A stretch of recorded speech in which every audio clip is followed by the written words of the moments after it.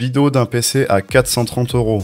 Vous vous demandez, mais qu'est-ce que t'as fait pour arriver à 430 € sur un PC? Il y a forcément une arnaque. Oui, il y en a une. Le PC est une pièce d'occasion. La carte graphique, mais j'ai envie de vous remettre dans l'occasion parce que je vois qu'il y en a beaucoup trop qui mettent pas le pied dedans et vous devriez parce que même moi, les gars, j'achète énormément de pièces d'occasion. Genre vraiment beaucoup. Et en fait, j'ai jamais eu de problème. Donc j'ai presque plus envie d'acheter du neuf. La seule raison que j'achète du neuf, c'est sur certains composants que je préfère. Par exemple, une carte mère, je préfère acheter du neuf, tu vois. Processeur, ça s'achète d'occasion. RAM, ça s'achète d'occasion. Boîtier, je préfère acheter du neuf parce qu'en fait, avec le prix de la livraison, bah, en fait, vous êtes pas trop gagnant parce que les Colissimo, les trucs comme ça va être 20-30 €, ça fait un boîtier neuf en fait. Donc autant l'acheter directement sur Amazon avec la livraison gratuite. Mais la carte graphique, vous pouvez économiser beaucoup. Pourquoi? Parce qu'il y a des modèles antérieurs qui sont aujourd'hui beaucoup moins chers et qui gardent la cote. La plupart du temps, chez les Nvidia, vous avez les 980 Ti, les 1080 Ti, même les 2080 Ti sont des cartes qui sont ultra performantes. Hein, voilà, prenez les hauts de gamme plutôt en Ti ou en 980 minimum. C'est des cartes ultra perf et qui sont moins chères dans certains cas que des 6600, etc. Par exemple, les 1080 Ti, c'est des cartes aujourd'hui qu'on peut retrouver dans les 200 ou 250 €. 1080 Ti, c'est plus puissant qu'une 6600. Le choix est vite fait. Et moi, la carte que j'ai choisie pour ce PC 430 €, c'est la 980 Ti. Vous allez me dire, ouais, mais c'est une vieille carte et tout machin. J'ai vu des benchmarks et je vous en parlerai à la fin. Elle garde quand même largement la cote en 1080p et même en 2K, elle garde largement la cote parce que je vous expliquerai juste après. Et aussi, j'ai un pote qui en a une, donc voilà, je vous confirme que c'est une carte qui est encore ultra puissante. C'est parti.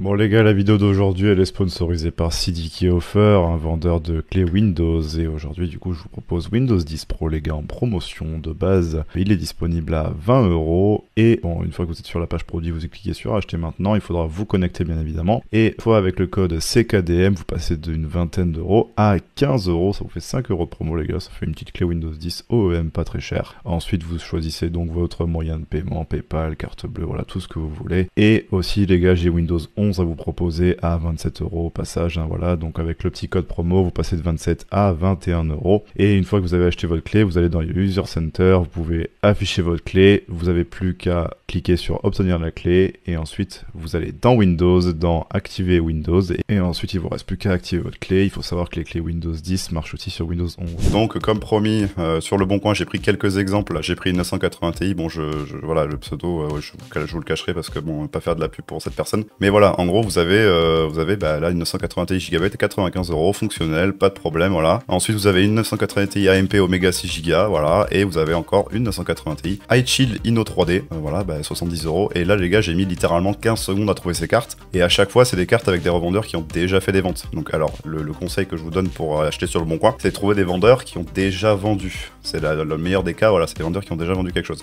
C'est comme ça, ils ont un profil vérifié, ils ont des trucs comme ça. C'est pas des gens qui vendent à la sauvette, voilà, pour vendre une pièce et qui ensuite se cassent comme ça, on est sûr, voilà. Vous avez des protections en tant qu'acheteur, hein. D'ailleurs, c'est bête sur le bon coin parce que vous avez plus de protection en tant qu'acheteur qu'en tant que vendeur, ce qui est un peu dommage. En gros, quand vous êtes vendeur, vous pouvez vous faire avoir. Mais quand vous êtes acheteur, vous pouvez pas trop vous faire avoir parce que quand vous recevez la pièce, vous avez la réception du colis qui est bonne. Et en fait, avant de confirmer que le colis fonctionne, vous pouvez le tester. C'est-à-dire que vous pouvez brancher votre carte, vous testez, je sais pas combien c'est le temps de rétractation, mais je crois que c'est quelques jours. Vous testez quelques jours, un jour ou deux, et si vous voyez que la carte marche, vous confirmez. Et c'est uniquement à ce moment-là que la personne qui vous a vendu la carte reçoit votre paiement. Voilà, donc le bon. Alors ne passez jamais par PayPal, ne passez jamais par des trucs comme ça sur le bon coin. Il faut passer par le paiement Le Bon Coin. Si voilà, deuxième conseil que je vous donne. Mais bon, voilà, en gros, vous êtes protégé. Donc moi, je vois pas trop de problème là-dessus. Et moi, j'ai toujours fait comme ça, et je n'ai jamais eu de problème. Voilà. Puis au pire, pour 70 €, bah limite, on rachète une deuxième, t'es toujours rentable. Hein. C'est toujours moins cher qu'une 6600. Donc voilà, bah, très très bonne achat. 980 Ti, je vous montrerai les benchmarks à la fin. Ensuite, au niveau du boîtier, on a, j'ai trouvé le CS107 V2 qui est à 43,65 €. Il y a le V1 qui est sur Amazon, mais qui a pas de ventilateur, à 30 € sur Amazon. Pourquoi est-ce que je dis méfiez-vous de ce boîtier? Parce que c'est selon la carte graphique que vous allez acheter. La carte graphique, elle est limitée, c'est-à-dire que genre c'est 25 ou 26 cm et les 980 Ti, généralement elles font 27, 28, 29. Donc ça va littéralement pas rentrer. C'est pour ça que je vous le mets au cas où, si vous trouvez une carte graphique qui est plus petite que ce qui est écrit sur la documentation du boîtier, je vous laisserai chercher, bah, vous pouvez avoir un boîtier plutôt joli. Sinon, j'ai trouvé le Regintech Silencios. Voilà, un petit boîtier à 41 € avec, j'ai l'impression, du verre trempé à l'avant, ce qui m'a l'air plutôt joli. Il n'y a pas de ventilateur sur celui-là, mais ça va parce que c'est pas le PC qui va chauffer le plus au monde et il a l'air quand même d'être relativement bien aéré. Si vous voulez rajouter des ventilateurs, toujours les Thermalright à 13 € sur Amazon, je vous mettrai le lien dans la description. Et là, pour la longueur de la carte graphique, vous êtes à 320 mm, donc là vous rentrez à peu près toutes les cartes graphiques. Bon, ne mettez pas une 4090 dedans, et vous avez compris l'idée. Hein, voilà, ça va rentrer largement. Ensuite, au niveau du processeur, le 12100F à 100,23 €, indémodable, très très bon CPU de 12e génération. Vous pouvez mettre des 12e, 13e et 14e génération sur le même chipset, donc enfin sur le même socket, donc là vous êtes tranquille. Ensuite, B660M KD4, j'ai quand même mis un petit peu de budget dans la carte mère, j'aurais pu prendre une H600 70M, mais je l'ai pas fait parce que pour pas beaucoup plus cher, pour une vingtaine d'euros, vous avez quand même une carte mère avec un peu plus de refroidissement de VRM, un peu plus d'équipement à l'arrière, voilà, vous êtes un peu plus équipé en général, quand même sur 2 slots de RAM parce que bon, pour un PC à 400 euros, je vois pas l'intérêt de mettre 4 barrettes de RAM, et en plus ça va influencer le choix des barrettes juste après. 101,42€ pour la carte mère, très très bonne, alors allez pas me mettre un i9 14900K dessus, mais un i5 12600K je pense que ça passe, allez pas mettre des i7, voilà en gros. Ensuite au niveau de la RAM, vous avez deux choix, vous avez les 16Go en 2 x 8Go en 3200, mais si vous voulez faire des économies et plus tard passer sur 32Go, vous avez des Crucial en 3200 ou jusqu'à 2666 à 34€, vous gagnez 10€ et vous pourrez peut-être un jour passer sur du 32Go, ou même pour 68€, vous pouvez passer directement sur du 32Go. Je vous propose ça, vous allez me dire oui c'est des barrettes vertes, etc. Mais bon, là on est dans l'économie les gars, donc faites comme vous voulez. Enfin, je partirai plutôt sur les Crucial. Ensuite au niveau du stockage, je vous propose le Patriot P300, Patriot, très bonne marque de SSD, voilà, en 256Go. Encore une fois les gars, on est sur l'économie, donc 26,65€ le SSD, 256Go, rien ne vous empêche de prendre un 512, hein, voilà, ou même un Crucial P3, hein, si vous prenez un 512 à 50€, ils sont très très bons. Et l'alimentation, une MSI à 550, BN à 59,47€, c'est dommage parce qu'elle est un tout petit peu remontée. Mais voilà, si vous voulez prendre une 650 watts, vous pouvez, hein, on n'est plus à grand chose près, mais pour l'économie des 5€, bah moi je vais prendre la 550 watts, mais pour 5€ de plus, je vous conseille de prendre quand même la 650 BN. Voilà, maintenant je vais vous parler des benchmarks, hein, parce que la 980 Ti, vous allez me dire oui, c'est une carte pourrie, machin et tout. Hein. Bon, déjà, première chose, si ça vous intéresse que j'achète le PC, que je le monte et que je vous en fasse une vidéo dédiée, un PC à 400€ en 2024, je peux. Hein, voilà, donc dites-le moi dans les commentaires si ça vous intéresse. Mais du coup, les benchmarks, voilà. Bon, alors j'ai choisi Game Gangsta, que je regarde de temps en temps, qui fait pas mal de vidéos sur les benchmarks. Vous voyez là, par exemple, GTA 5, je prends un jeu random, voilà, GTA 5 en ultra, on est à 70 FPS.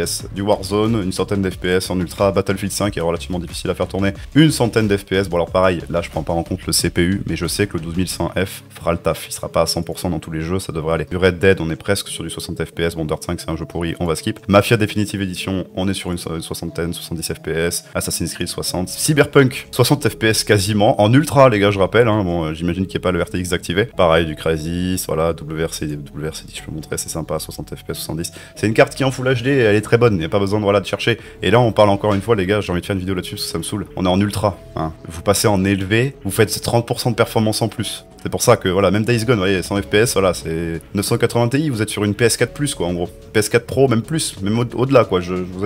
Si vous réglez comme il faut, vous pouvez faire tourner des jeux de PS5. Forza Horizon 5, voilà, quand vous êtes en full ultra extrême, et je sais que le jeu est relativement difficile à faire tourner, vous êtes sur du 40 FPS. Moi, les gars, avec 2-3 réglages, je vous le dis, je vous le passe à plus de 60 le jeu. On a de 980 Ti, c'est une carte qui est largement suffisante pour faire du full HD. Donc, PC à 430€ en 2024, oui, c'est possible, c'est largement possible, je viens de vous le prouver. Bah écoutez, si ça vous intéresse de faire que je vous montre le PC, etc., bah dites-le moi, hein, je le ferai. Pas grand chose de plus à dire, si vous avez des questions en commentaire, bah allez-y, déployez vos questions, mais ouais, voilà, pour moi, 980 Ti, Full HD, c'est large. Et je vais aller plus loin, je pense que même que si on baisse un peu les graphismes et qu'on passe en moyen sur quelques jeux, on passe en 2K. Donc bon, après voilà. Bah du coup on se laisse sur cette vidéo, si t'aimes, si t'as liké, voilà, tu likes, tu mets tes commentaires, tu mets ce que tu veux, si ça t'a plu, si ça t'a pas plu, pareil, tu me le dis dans les commentaires. Je répondrai. Prochaine vidéo, ciao.